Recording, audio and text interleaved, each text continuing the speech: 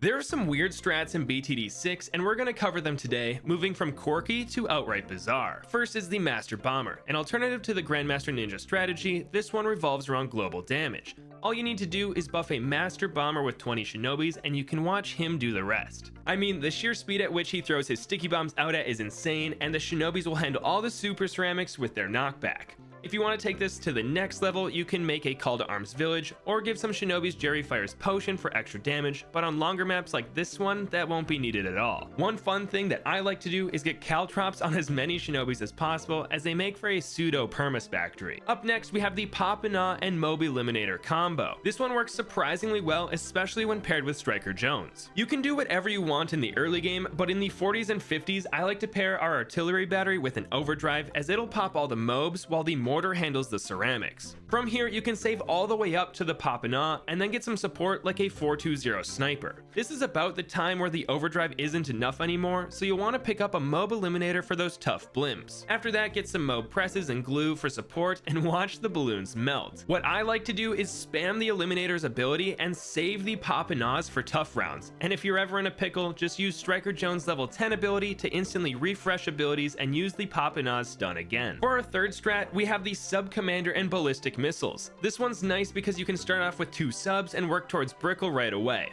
Once she's down, get one of the subs to a reactor and the other to a 032 ballistic missile. If needed, you can place other monkeys like a sniper down to make the rounds easier, but they're not needed. This should carry you to the 40s, where we'll get 2 discount villages as close to the subs as possible, meaning you might have to get a snowstorm down like I did. Once placed, get jungle drums and place down 5 more ballistic missile subs. This will destroy the mid game and let us save up for a 205 sub commander. From here, the round should be pretty easy. Just get the standard support monkeys and a first strike submarine, and this will be more than enough to take down the bad. Next, we have the Powakai. This one's weird because it's completely independent of your hero, your starting strategy, and you don't buff it with anything. So just get through the early game however possible and place a 320 Spectre and a 300 Alchemist at the end of the track, as that'll be helpful later. Around the mid 40s, we'll get down our first beast handler and make him a 003. If you need help with leads, you can always pick up an Addosaurus like I did, but you don't have to. From here, we'll get 2 more Golden Eagles and merge them with our first one, as this will allow it to pick up mobs, making the run much easier. From here, we'll upgrade our Spectre to a 420 and then upgrade our main beast handler to a Giant Condor.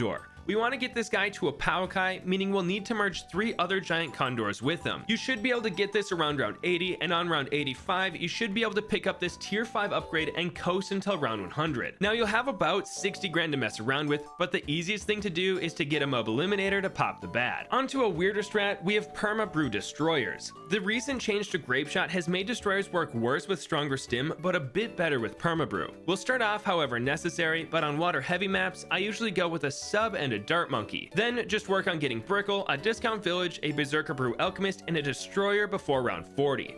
And you can turn that starting sub into a submergent support for cheap camo detection. At this point, the rounds will be pretty easy, but we'll need a bit more to save up for Perma Brew. So upgrade that sub to a reactor, pick up 3 more destroyers, and then pop some balloons until you can upgrade your alchemist to a 501. This will turn all of our destroyers into absolute monsters, and we still have 20 rounds to buy more monkeys. So just get a little bit of support and as many more destroyers as you want. This is very overkill, to the point where you'll shred round 98 without needing any abilities, and rounds 99 and 100 aren't much harder. If you like Dartling Gunners, then this next one is for you. After the early game, just get 2 discount villages and work towards placing 5 plasma accelerators in their range, all buffed by a stronger stim alchemist. Now these guys have a hefty price tag, so it'll take quite a while, but in the 80s and 90s, you'll have plenty of money for support monkeys. Just fill out the villages with some mob presses, a mob glue, downdraft, and embrittlement, and you'll be good to go. The nice thing about these plasma accelerators is that downdraft works great with them, as you can have the helipilot follow your mouse too, and it'll instantly blow back any super ceramics that come out of the blimps that the plasma accelerators are popping. One thing to note before trying this is that it requires a ton of open space and micro to get the most out of your Dartling Gunners. Next, we have the buffed Cripple Mobe strat. This guy recently got a huge damage buff, making him a weird support staller that does decent damage. Just like the last strat, we'll want an open map, but this time we'll need some early game towers to get us started. I went with a reactor, Quincy, and a 220 sniper. Then I buffed them with a 202 village and a stronger stim alchemist. This will be great for the mid game, and you can even save straight up for the Cripple Mobe if you're willing to micro the sniper a bit. If you don't want to manage him though, you can always get an elite sniper by the alchemist first and then save up for the cripple.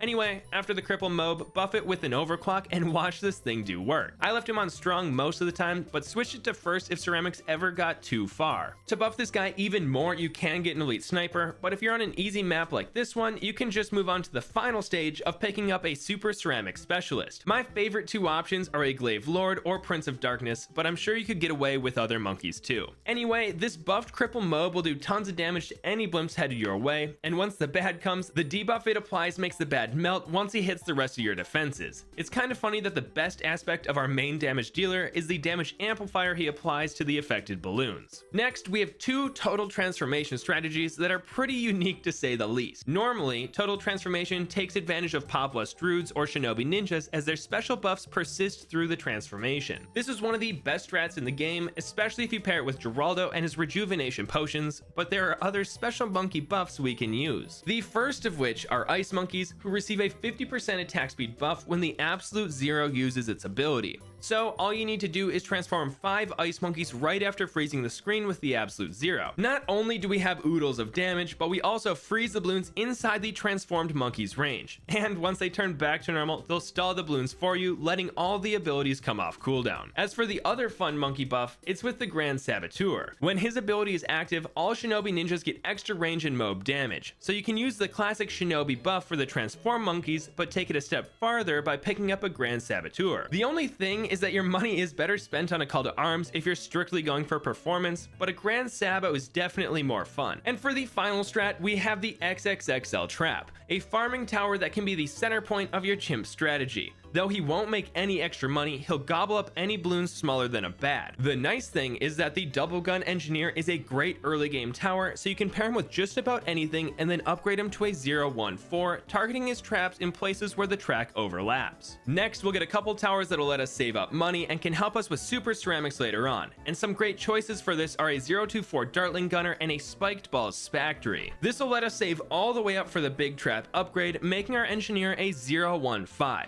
Then we can spend the rest of our money on support, as we want to stall those blimps long enough for the traps to be replaced over and over again. This will let the engineer one-shot almost every blimp, and the Dartling Gunner will handle anything that does manage to sneak through.